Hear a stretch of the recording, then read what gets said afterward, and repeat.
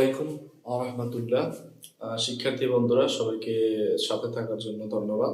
তো আজকে আমরা কমপ্লিটিং সেন্টেন্সের দ্বিতীয় লেকচারে তোমাদের সবাইকে স্বাগত জানাচ্ছি।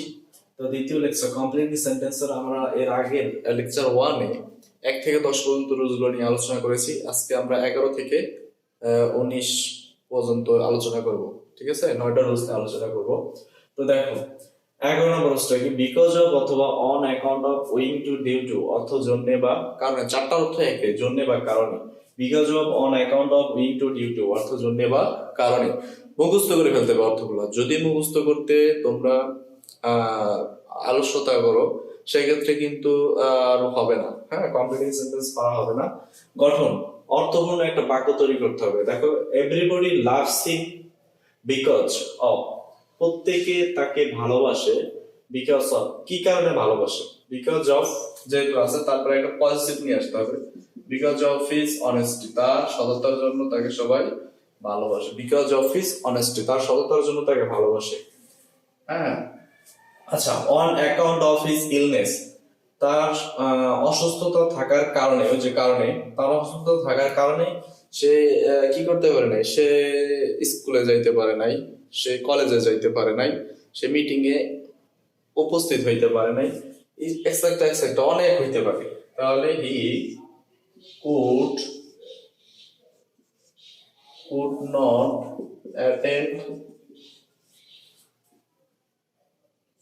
attend meeting। আচ্ছা, could not attend meeting, ঠিক আছে, সে মিটিং এ অ্যাটেন্ড করতে পারে নাই। এরপর 12 নম্বর রুলস দেখো, সবগুলো নিয়ে আমি एग्जांपल দিলাম না, যেহেতু সব একই, একটা দিলাম। এখানে বিকজ অফ এর পরে যদি থাকে তাহলে সেক্ষেত্রে কিভাবে থাকবে, পজিটিভ থাকবে, তারপরে একটা নাউন থাকতে পারে। ঠিক আছে, পজিটিভের পরে একটা নাউন থাকতে পারে। তো এইজন্য একটা অংশ দিছিল এই অংশটা এদিকে রেখে, আর একটা অংশ দিছে এই অংশটাকে এদিকে রেখে, তার মানে পরে অংশটা আমাদের ক্লোজ তৈরি করতে হবে। ঠিক আছে। আচ্ছা, উড রেদার বা উড সোনার, ডট ডট দেন প্লাস অর্থ, এর অর্থ হচ্ছে কি বরং বা তবু, অর্থ কি বরং বা তবু। এর একটা গঠন আছে, দেখো, সাবজেক্ট প্লাস উড রেদার বা উড সোনার প্লাস ভি1, তারপর ভি1 থাকবে প্লাস ডট ডট প্লাস দেন প্লাস ভার্ব বা নাউন, যে কোনো একটা কিছু বসাতে হবে, ভার্ব বা নাউন বসাতে হবে। যেমন একটা एग्जांपल দিচ্ছি, দেখো, I would rather drink tea than, আমার টি মানে কি চা, চা পান করার চেয়ে বরং মানে আমার চা পান করার চেয়ে বরং কি কফি পান করা উচিত। তাহলে কি কফি, এখানে একটা বিষয় হচ্ছে কি কফি।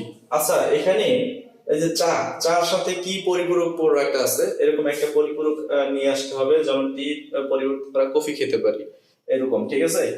আচ্ছা, হ্যাড বেটার, বরং ভালো, subject plus had better plus V1 plus extension. আচ্ছা, আই হ্যাড বেটার, বরং ভালো, আমার বরং ভালো কি এই স্থান ত্যাগ করা, এটা হইতে পারে। তাহলে লিভ প্লেস,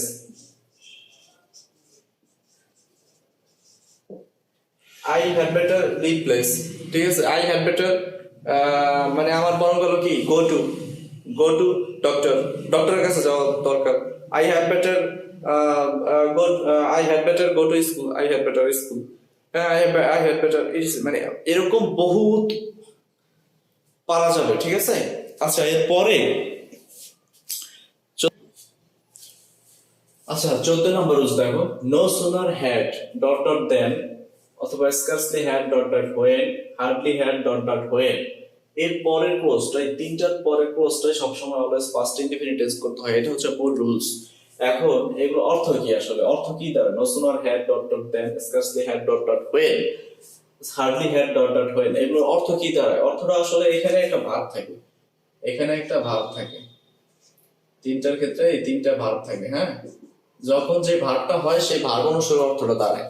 যেমন এখানে আমি একটা एग्जांपल দিচ্ছি, hardly had he reached the college.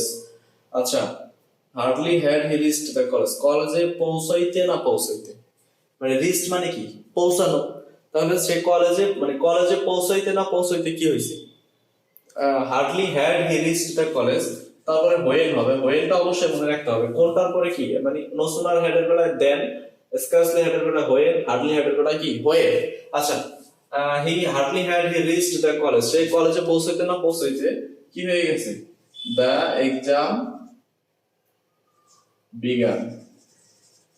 আমি যদি বিগিন দেই তাহলে প্রেজেন্ট টেন্স হয়ে যায়, বিগান মানে পাস্ট টেন্স, পাস্ট ফর্মে রাখতে হবে, মানে তার পরীক্ষা শুরু হয়ে গেছিল, সে কলেজে পৌঁছতে না পৌঁছতে ক্লাসের ঘন্টা বেজে উঠলো, এরকম লেখা যাইতে পারে। আচ্ছা, তারপর এরকম মানে এখানে যে অর্থটা আছে এই অর্থটা অনুসারে, এই অর্থটা যদি এখানে ই অ্যাড থাকতো, ইটেন, হ্যাঁ eaten, hardly had he eaten rice, মানে সে খেতে না খেতে, খানা খেতে না খেতে কি হয়েছে, হ্যাঁ এরকম। তাহলে ইটেন ইটেন হইলে তাহলে খেতে মানে খাওয়া, তাহলে খেতে না খেতে হইতো, মানে যে ভার্বটা সেটার সাথে না মাঝে যোগ হবে, দুইবার হবে, ঠিক আছে? পৌঁছাইতে না পৌঁছাইতে, খেতে না খেতে, যাইতে না যাইতে, এরকম হবে অর্থটা তিনটার বেলায়। সেই পরেরটা অবশ্যই পাস্ট ইনডিফিনিট টেন্সে রাখতে হবে, তোমাদের কিন্তু এইটা অবশ্যই মনে রাখতে হবে, ঠিক আছে? আচ্ছা 15 নাম্বার দেখো, it is time to plus B one plus extension, তিনটা রুলস এখানে লিখেছি। It is time for object plus to plus B one plus extension. It is time যদি শুধু ইট ইজ টাইম থাকে, তারপর সাবজেক্ট বি2 এক্সটেনশন, ঠিক আছে? দেখো তিনটার জন্য তিনটা एग्जांपल লিখেছি। ইট ইজ টাইম টু, এখন সময়, এখন সময় কি টু, টু পরে সবসময় বি1 হয়, to leave the place, leave the place মানে এই জায়গাটা ত্যাগ করা এখন উপযুক্ত সময়। It is time for us, মানে ফরের পর অবশ্যই অবজেক্ট দিয়ে আস থাকবে টু, একই। It is time for us to leave the place দিলেও হয়, to attack enemy, attack enemy মানে যে আমাদের যে শত্রুগুলো আছে, শত্রুদেরকে আক্রমণ করতে করার উপযুক্ত সময় এখন। ইট ইজ টাইম, এখন এটা উপযুক্ত সময়। We started work, we started work মানে আমাদের উপযুক্ত কাজ করার এইটাই উপযুক্ত সময়, ঠিক আছে? ইট is time we started work, clear? আচ্ছা 14 গেল, 15 গেল, এরপরে 16 নাম্বার নিয়ে আলোচনা করব। 16 নম্বর, as if বা as though অর্থ যেন, as if বা as though অর্থ কি যেন। প্রেজেন্ট ইনডিফিনিট টেন্স প্লাস স্ট্রাকচারটা কি হবে, প্রেজেন্ট ইনডিফিনিট টেন্স প্লাস তারপরে as if বা as though থাকবে প্লাস পাস্ট ইনডিফিনিট টেন্স, মানে as if as though পরে এর আগে যদি প্রেজেন্ট ইনডিফিনিট থাকে তাহলে তারপরে কি পাস্ট ইনডিফিনিট টেন্স হবে। যদি as if as though এর আগে যদি পাস্ট ইনডিফিনিট থাকে তাহলে পরেরটা হবে পাস্ট পারফেক্ট, ঠিক আছে? আচ্ছা, he tells the matter as if, সে আমাদের সমস্যাটা বললো as if যেন, যেন যেন সে সবকিছু জানে, যেন সে সবকিছু জানে, যেন হি নিউ এভরিথিং। আচ্ছা হি নিউ কেন দিলাম, কারণ এই যে পাস্ট ইনডিফিনিট টেন্স, এটা প্রেজেন্ট ইনডিফিনিট টেন্স আছে, এই যে টেলস, ঠিক আছে? He knew everything, B E R Y everything. আচ্ছা শি প্রসিডেড, হ্যাঁ প্রসিডেড অ্যাজ দো, সে প্রসিড করেছিল অ্যাজ দো যেন, যেন আই হ্যাড, তাহলে এর পরেরটা কি হবে পাস্ট পারফেক্ট, পাস্ট পারফেক্ট, কারণ এই যে প্রসিডেড পাস্ট ইনডিফিনিট আছে, ঠিক আছে?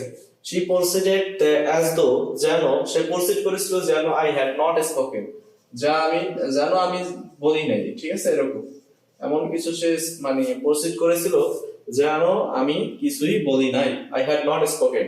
আচ্ছা লেট অ্যালং অর্থ কি দূরের কথা বা ভাবা যায় না, লেট অ্যালং দূরের কথা বা ভাবা যায় না, এরকম মানে লেট অ্যালং হচ্ছে একটা দুইটা মাত্রা থাকবে, একটা থাকবে উচ্চ লেভেলের মাত্রা, একটা নিচে নিচে, হ্যাঁ মাত্রাটা থাকবে একটু কম, মানে he cannot swim a kilometer, say 1 kilometre সাঁতার কাটতে পারে না, লেট অ্যালং কি মানে ভাবা যায় না কি 10 কিলোমিটারে তো সাঁতার কাটা, তো এটা চিন্তা করার বিষয়।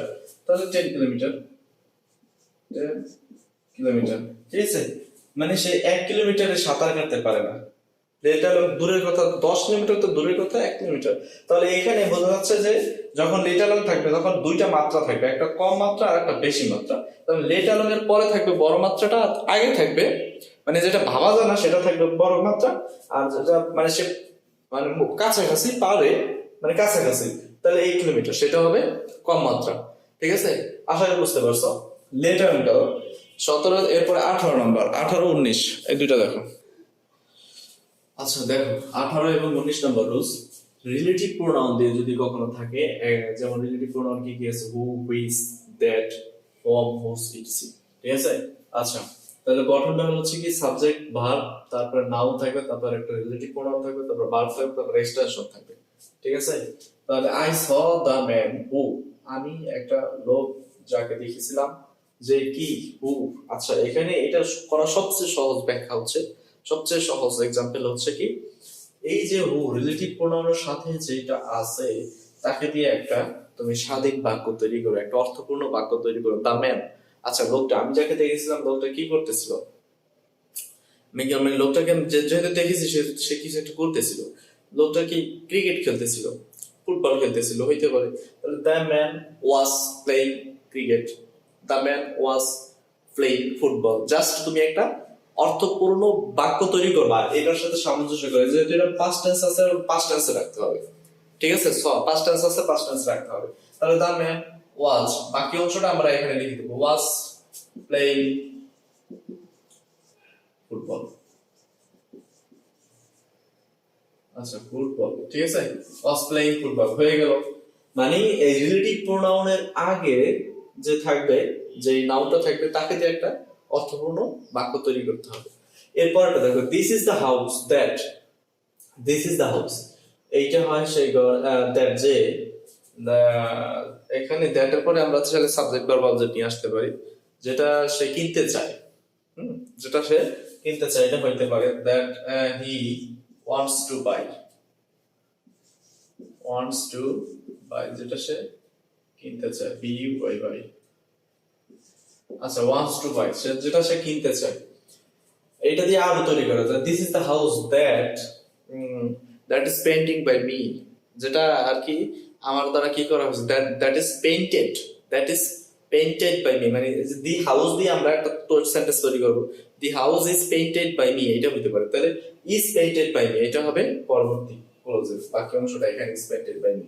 আচ্ছা 19 নাম্বার দেখো, এটা আশা করি বুঝতে পারছো, যদি এটা না বুঝতে পারো এটা আরো एग्जांपल নিয়ে আমরা সামনে হাজির হব। Without plus verb plus ING, এটা নেগেটিভ অর্থ বহন করে, তারপরে by plus verb plus ING এটা পজিটিভ অর্থ বহন করে, ঠিক আছে। আচ্ছা without reading more, without reading more, মানে উইদাউট রিডিং মোর মানে অধিক পড়া ব্যতীত, অধিক পড়া ব্যতীত, আমরা উইদাউট অর্থ জানি যে ব্যতীত, আর বাই অর্থ কি দ্বারা দিয়া। আচ্ছা উইদাউট রিডিং মোর মানে বেশি পড়া, মানে পড়া ব্যতীত, মোর মানে অধিক, অধিক পড়া ব্যতীত আমরা কি করতে পারবো না, পাস করতে পারবো না, মানে কি ইউ তুমি পাস করতে পারবে না, ইউ ক্যান নট পাস, তুমি পাস করতে পারবে না। বাই রিডিং মোর, আচ্ছা বেশি পড়ার দ্বারা আমরা কি করতে পারি, আমরা বেশি শিখতে পারি, বেশি পড়ার দ্বারা আমরা বেশি শিখতে পারি, তাহলে ক্যান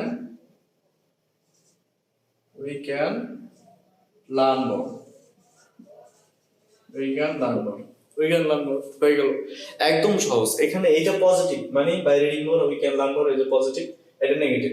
বা উইদাউট রিডিং মোর আমরা অধিক পড়া ব্যতীত আমরা কি করতে পারবো না, পাস করতে পারবো না পরীক্ষায়, তুমি পাস করতে পারবে, ইউ ক্যান নট পাস বা আই ক্যান নট পাস, এখানে যেহেতু সাবজেক্ট নেই। হ্যাঁ ওকে, তো আজকে আমাদের কমপ্লিটিং সেন্টেন্সের 9টা রুলস নিয়ে আলোচনা করা হয়ে গেল। এরপরে ক্লাসগুলো অবশ্যই তোমরা সাথে থাকবে এবং প্রত্যেকটা ক্লাসের রুলস গুলো এবং অর্থ অনুযায়ী প্রত্যেক ক্লাস এ টু জেড সুন্দর মনোযোগ দিয়ে বাসায় এসডব্লিউ করবে, বাসায় মুখস্থ করবে, তারপরে পরে ক্লাস অ্যাটেন্ড করবে। ধন্যবাদ সবাইকে।